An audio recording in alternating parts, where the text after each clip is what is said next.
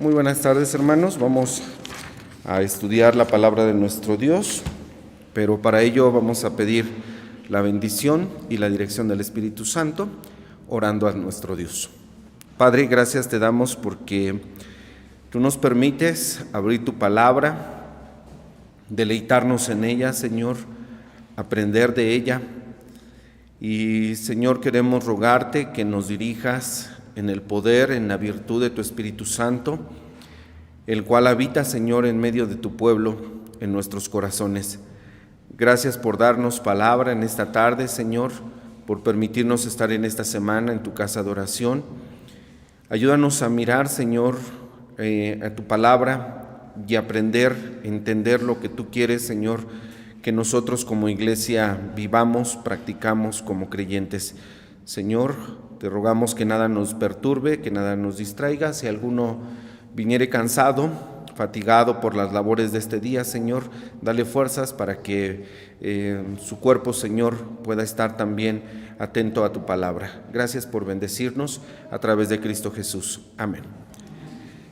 Bien, ayer se mencionaba un dato que quiero recordar nuevamente acerca de estos salmos que nosotros estamos viendo, que son conocidos como cánticos graduales.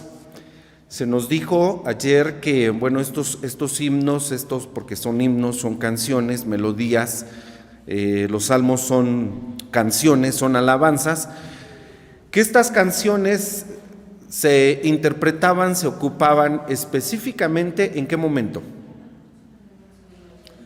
Cuando iban en peregrinaciones al templo de Jerusalén, en tiempos de las festividades, las tres principales fiestas de los judíos, la Pascua, las cabañas, el Pentecostés, las cosechas, esas fiestas religiosas a las que acudían los judíos, es cuando cantaban estos salmos. Y tendríamos nosotros que imaginarnos las peregrinaciones de gente que con fe va a la casa de Dios, pero va con un corazón contento. Ya ustedes conocen el salmo que dice: mi corazón está dispuesto, Dios, cantaré y salmearé todavía en mi vida. Hace unos días mencioné este dato, ¿no?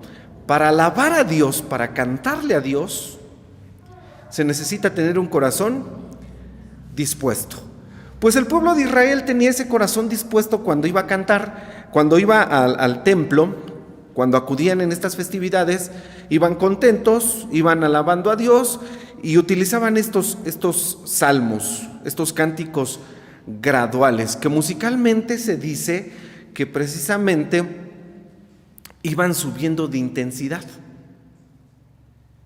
Es decir, comenzaban bajito, iban subiendo volumen, llegaban a un punto, como todas las obras musicales, que se conoce como el clímax, la parte más fuerte, más elevada, más entonada, ¿sí?, más intensa, y después comenzaba a disminuir.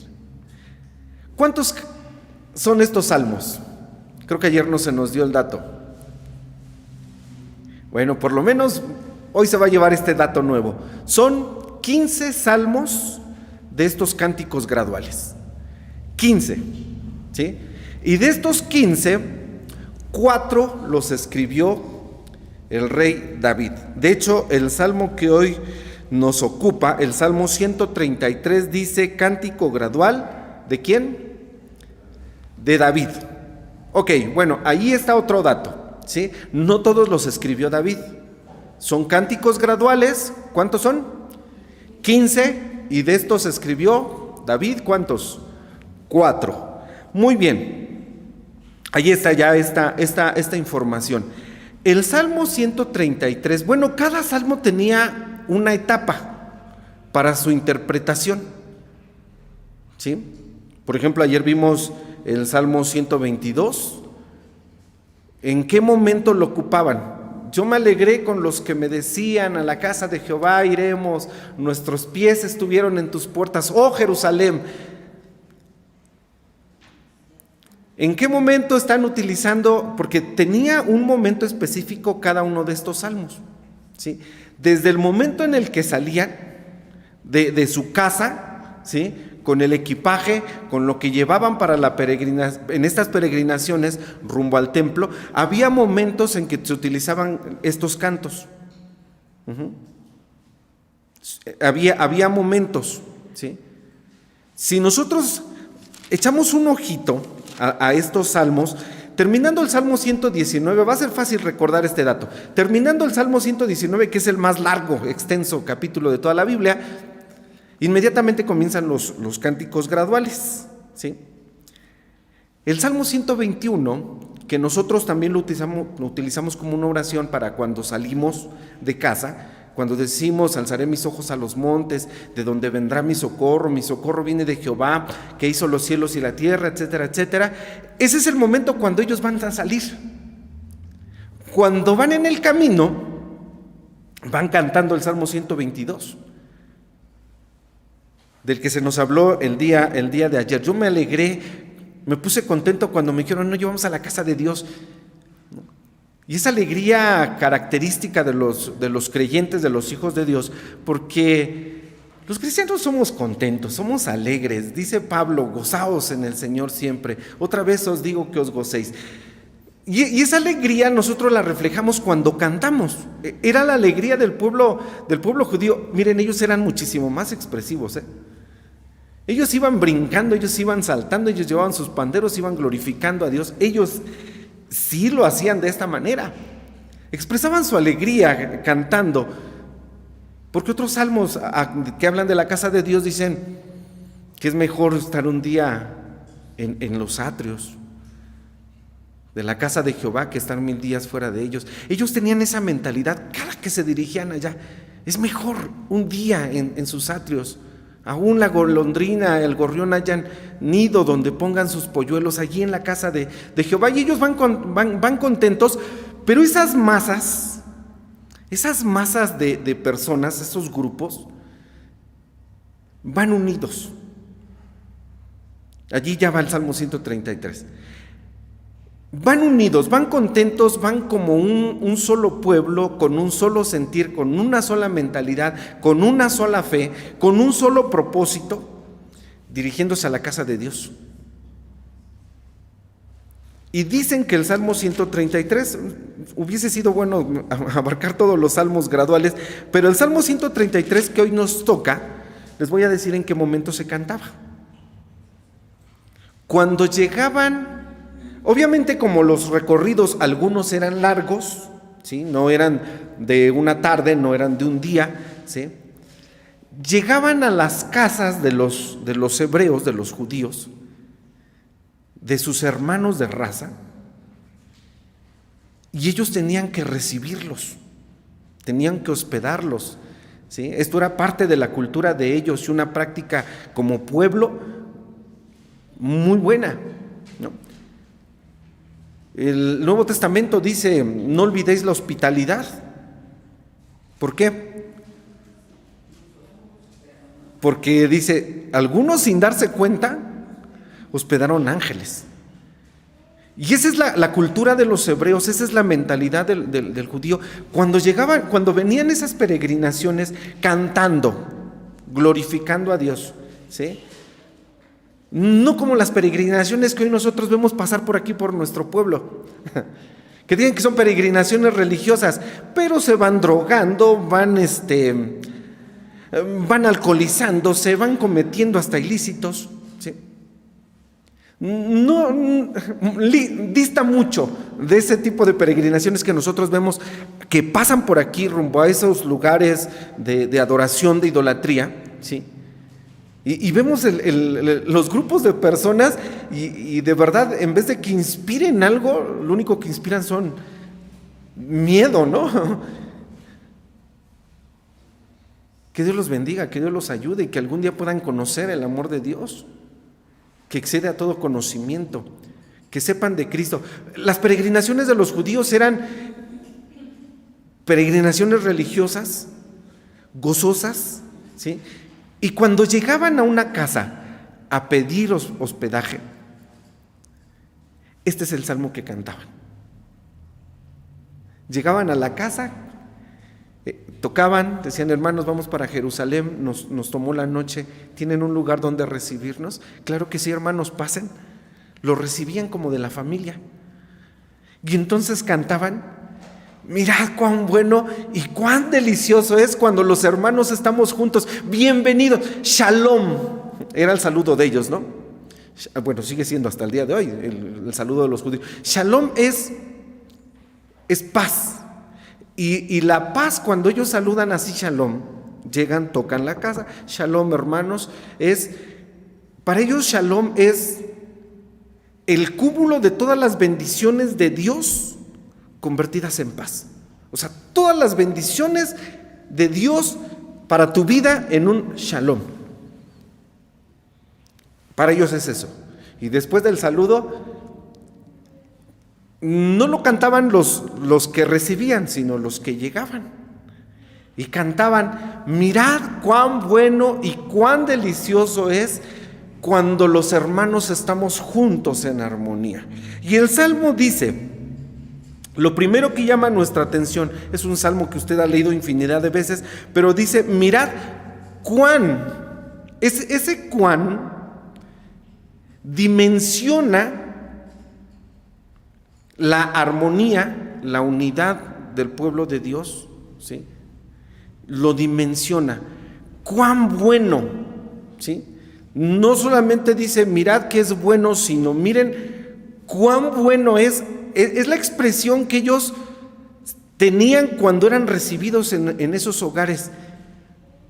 Cuando les decían: pasen, hermanos, lávense sus pies.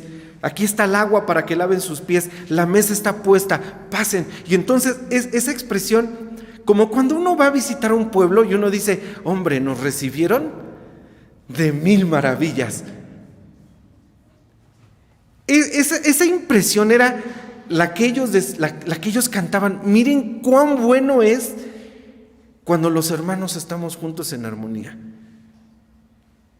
Puede ser la casa más sencilla, ¿sí? Porque no estamos hablando de lujos, estamos hablando de una casa sencilla, rústica, en donde se siente el amor con el que te reciben. No el compromiso, no la obligación, sino el amor con que te reciben, ¿sí? Y allí es donde dimensionas y dices: hombre, esto es excelente, esto es muy bueno. La unidad de la iglesia, la unidad del pueblo de Dios, la fraternidad de los hermanos, tiene dos características: es bueno y es algo deleitoso. ¿Qué es algo delicioso? A lo mejor lo podemos asimilar más en el sentido de nuestro gusto, ¿no? Cuando degustamos algo y decimos: qué rico está esto, qué delicia, de verdad, estoy disfrutando esto. La unidad es algo que se disfruta. Y todos los creyentes somos llamados a disfrutar de la unidad como pueblo de Dios. En todos los sentidos, ¿sí? Lo disfrutamos en los cultos. Cuando yo siento que cuando estamos más unidos es cuando estamos en los cultos, cuando nosotros estamos cantando, alabando a Dios, es cuando allí podemos probar la delicia de lo que es la unidad del pueblo de Dios, ¿sí? Tiene estas dos características: es bueno y es delicioso cuando los hermanos, para ellos era literal, habitaban juntos, igualmente en uno. Cuando llegaban los peregrinos, se quedaban en una casa, no sentían la casa como ajena. Como cuando usted le digo, va a un pueblo, lo recibe un familiar, ¿sí? Y le ofrece toda su casa. Y usted disfruta la casa, y usted disfruta el lugar, usted disfruta el espacio. Ajá. Y lo disfruta, se deleita en ello, ya sea un día, 2 días, 3, no más de 3 días, porque el muerto y el arrimado después de 3 días, no es cierto. Para ellos no aplica.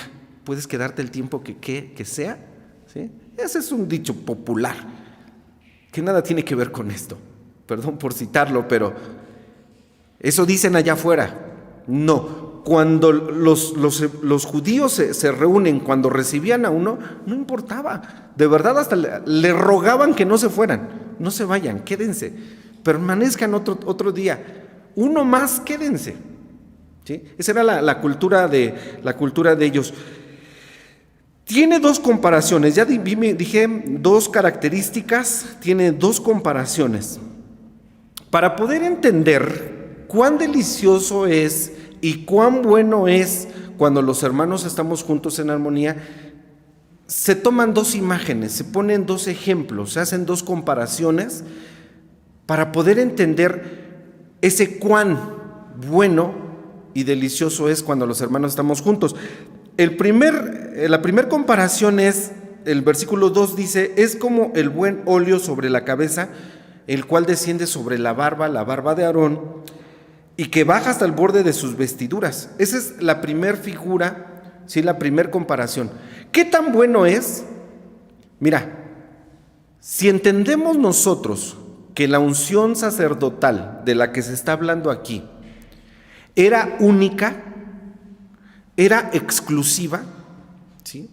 No había otra unción como la unción de un sacerdote, de un profeta o de un rey, que eran los únicos tres casos en donde se utilizaba este aceite, que el libro de Éxodo nos dice cuáles eran sus ingredientes, que por cierto, el mismo libro de Éxodo prohíbe la fabricación casera, ¿sí? No podía fabricarse este aceite en casa, ni siquiera por curiosidad de a ver a qué huele la combinación de todos estos ingredientes, ¿sí? Pero bueno, nosotros ya sabemos este dato, que era una unción exquisita, perfumaba, deleitaba el sentido del olfato. Pero hay un detalle. Para que ese aceite baje por la barba, ¿cuánto tendría que ser? ¿Poquito? Bueno, una cosa es que baje por la cabeza, escurra por la barba, pero cuando dice desciende sobre la barba de Aarón y baja, ¿hasta dónde? Hasta abajo, hasta el borde de la vestidura. ¿Saben cuánto aceite? Obviamente no se dice cuánto se utilizaba. Nada más se decía que se preparaba un cuerno, ¿sí?, de carnero para vertirlo. ¿Qué capacidad tendría un cuerno de un carnero lleno de aceite para poder vertirlo de tal forma que el aceite baje por la barba y llegue hasta el borde de la vestidura, hasta abajo? ¿Tendría que ser poquito? No. Tendría que ser abundante. Pues entonces, para ayudarnos a entender el salmista de cuán bueno es los hermanos habitar juntos en armonía, nos lo ilustra de esta manera: única, exclusiva, basta, ¿sí?, como la unción sacerdotal. Así es cuando los hermanos estamos juntos en armonía. Y bueno, ¿cuál es el propósito de revisar este salmo, de traerlo nuevamente a la enseñanza de la iglesia? Hermanos, es enfatizar los beneficios que hay de cuando nosotros tenemos compañerismo, cuando nosotros tenemos fraternidad. Fíjense bien, por encima de cualquier circunstancia o cualquier situación, por encima de cualquier diferencia que podamos tener entre los mismos hermanos. Porque somos tan diversos, pensamos de diferentes maneras. De verdad, a lo mejor habemos hermanos a los que nos es más difícil que nos amen, ¿no? De verdad, pero la Biblia dice, y el Señor Jesucristo en la oración que hace, acompáñenme a San Juan capítulo número 17, San Juan capítulo 17, un texto que ustedes también conocen y van a ubicar en cuanto yo lo lea, el versículo número 20 y 21 voy a leer. Cuando Jesús está orando al Padre, le dice: mas no ruego solamente por estos, está hablando de sus discípulos, sino también por los que han de creer en mí por la palabra de ellos. Versículo 21, para que todos sean una cosa, como tú, oh Padre, en mí y yo en ti, que también ellos sean una cosa, para que el mundo crea que tú me enviaste. La unidad tiene propósitos. Y lo que está rogándole el Señor Jesús al Padre es que estos sean uno. ¿Se acuerdan que hace unos días también escuchamos una predicación en donde se nos hablaba de los apóstoles del Señor, de un publicano y de un celote? Bueno, había dos celotes, ¿sí? Uno considerado traicionero y los otros considerados nacionalistas judíos. ¿Cómo los juntó el Señor? ¿Cómo se le ocurre, verdad? Alguien pensaría, ¿cómo se le ocurre juntar a estas personas? Miren, esa diversidad en los apóstoles es la misma diversidad que hoy día hay en la iglesia. Somos diferentes, ¿sí? Yo ese día que predicaba el pastor dije, híjole, si nos pusiéramos a hablar de partidos políticos, ¿sí?, del partido de nuestra preferencia, veríamos qué tan cristianos somos. El Señor Jesús dice, Padre, te ruego que ellos sean uno. San Juan 15 les dijo, un nuevo mandamiento os doy, que os améis los unos a los otros. Aménse. Sean uno. Promuevan la fraternidad. Sean uno solo. ¿Sí? Esa es la finalidad de la oración de Cristo. Ese es el propósito. Que sean unos. ¿Sí? Y tenemos que hacer todo lo posible. Tenemos que promover la fraternidad. ¿Sí? Yo no sé, de verdad que vaya, bueno, obvio, cuando estemos en el cielo vamos a ser transformados todos, ¿sí? No estamos hablando de un ecumenismo en la iglesia. La iglesia, hermanos, como denominación, la iglesia es una, ¿sí? La iglesia universal es una, ¿sí? Pero yo a veces pienso de estos hermanos pentecosteses que de repente se sienten que son exclusivos, ¿sí? O como los hermanos bautistas que de repente también hacen una comunión cerrada y no permiten ingreso de ningún otro creyente, así venga de otra denominación, ¿sí? En el cielo, cuando estemos juntos ya transformados, no va a haber nada de esto. Vamos a ser un solo pueblo, ¿sí? Pero si desde ahorita no comenzamos a practicar nuestro amor fraternal, ¿sí?, inclusive con hermanos de otra denominación, pues no esperemos, hermanos, hasta que estemos allá en la presencia de nuestro Dios. Y decíamos que nosotros como iglesia debemos de procurar el compañerismo, la fraternidad, por encima de cualquier circunstancia. A veces nos disgustamos, ¿sí? Los mismos apóstoles, ¿sí?, después de haber estado con el Señor tanto tiempo, 3 años y medio, para mí se hubiese sido suficiente, ¿sí?, después de todas las cosas que veían y de todas las cosas que escuchaban, ellos tenían discusiones tan acaloradas entre ellos mismos como cuando discutían quién iba a ser el mayor en el reino de los cielos. Y el Señor les dice, ¿qué venían discutiendo en el camino? El Señor sabía de sus discusiones. Miren, en la iglesia, igual, como somos de diferentes pensamientos, podemos diferir mucho en nuestra forma de pensar. Pues por encima de todo ello, como cristianos, como pueblo de Dios, nunca jamás debemos de dejar de vernos como hermanos. ¿Sí? Jamás. Somos hermanos por encima de cualquier cosa. Y de verdad que suceden tantas cosas en nuestro diario vivir, pero que afectan esa fraternidad. Pero nunca, hermanos, de verdad nunca debemos de permitir que haya rupturas tales entre los miembros de la iglesia, porque la palabra de Dios dice que somos un solo cuerpo. Ahora vamos a la epístola, por favor, de los Efesios, el capítulo 4, dice a partir del texto número 1, yo pues preso en el Señor, escribe Pablo, os ruego que andéis como es digno de la vocación con que sois llamados. Está hablando Pablo de una vocación que como cristianos tenemos, y dice, tienen que andar conforme a esa vocación. ¿Cómo va a ser nuestra conducta? ¿Cómo va a ser nuestro comportamiento? Dice, versículo 2, con toda humildad y mansedumbre. Como pueblo cristiano, para fomentar la unidad, la armonía, ¿sí?, tenemos que actuar, andar conforme a esa vocación, humildemente, con mansedumbre, dice con paciencia, ¿sí? Así que los hermanos de mecha corta, por favor, váyanla alargando, porque dice la Escritura que el andar del creyente es con paciencia, soportando los unos a los otros en amor.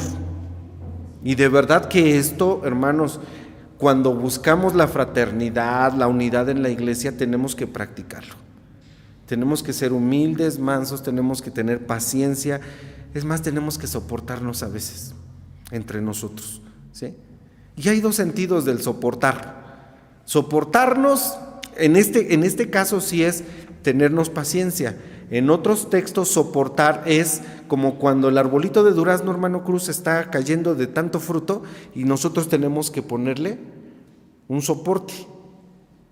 En ese sentido en esos dos sentidos se utiliza la palabra soportar, dependiendo del contexto. Aquí el contexto es, sí, a veces tenemos que soportarnos, tenemos que ser pacientes, ¿sí?, por lo que dicen o por lo que hacen los hermanos, o por ciertas conductas que de repente tenemos en la iglesia. Dice, versículo 3, solícitos en guardar la unidad del Espíritu. Tenemos que tener esa solicitud para poder conservar la unidad entre los hermanos, en el vínculo de la paz, porque hay un solo cuerpo, un solo espíritu, como sois también llamados a una misma esperanza de vuestra vocación, un Señor, una fe, un bautismo, un Dios y Padre de todos, el cual es sobre todas las cosas y por todas las cosas y en vosotros, ¿sí? Entonces, como pueblo cristiano, como iglesia, la Rosa de Sarón, nosotros tenemos que tener siempre esta mentalidad. Somos una familia, somos un pueblo, ¿sí? Y ese es el ejemplo de lo que está ilustrando el Salmo 133. El otro ejemplo, la otra comparación que se utiliza es como el rocío de Hermón, un monte que está en la zona nororiental de la tierra prometida, que con los deshielos, ¿sí?, y la comparación es similar. Desciende ese rocío, esa lluvia, y refresca, ¿sí?, esa agua que baja y refresca. Ustedes saben que en Canaán, en lo que es la tierra prometida, hay zonas desérticas. Esas aguas que vienen del Hermón, ¿saben a qué le saben al desierto? ¿Se imaginan a qué le saben al desierto? Son aguas frescas. Son aguas deliciosas, ¿sí? Y esta es la segunda comparación de cómo el salmista quiere que entendamos la unidad en la iglesia, de cuán delicioso es, cuán bueno es cuando estamos nosotros juntos en armonía. Y hay dos beneficios. Ya dije, dos características: bueno, delicioso. Dos comparaciones, como el aceite que baja sobre la barba, como el rocío de Hermón. Y hay dos beneficios muy importantes de la unidad en la iglesia, de la fraternidad, ¿sí?, de la hermandad. ¿Cuáles son esos dos beneficios? Dice el versículo 3, la segunda parte: porque allí envía Jehová bendición. Hay bendición en la fraternidad, ¿sí?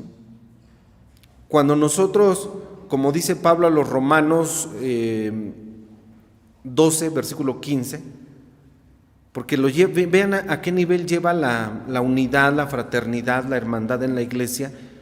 Pablo a los Romanos, capítulo 12, versículo 15, dice: gozaos con los que se gozan, llorad con los que lloran. O sea, somos un solo cuerpo, como ya lo vimos en Efesios, ¿sí?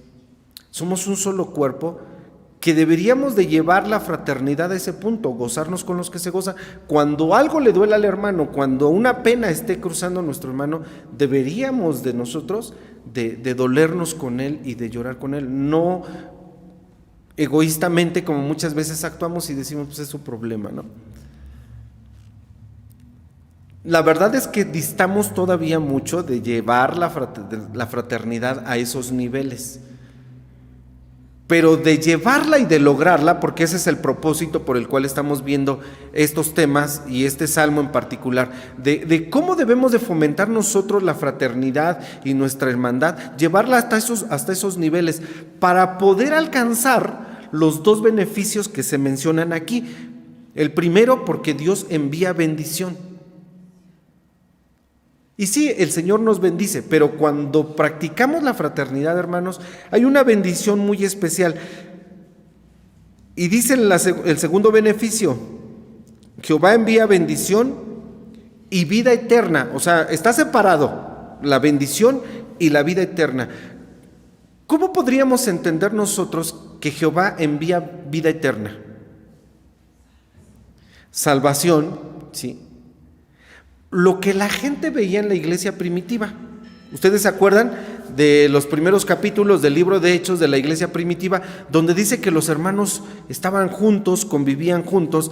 Dice, juntos, unidos, unánimes. Pareciera que es un pleonasmo, o que se redunda mucho sobre, con mencionar que estaban juntos, era más que suficiente, pero dice juntos, unánimes, ¿sí?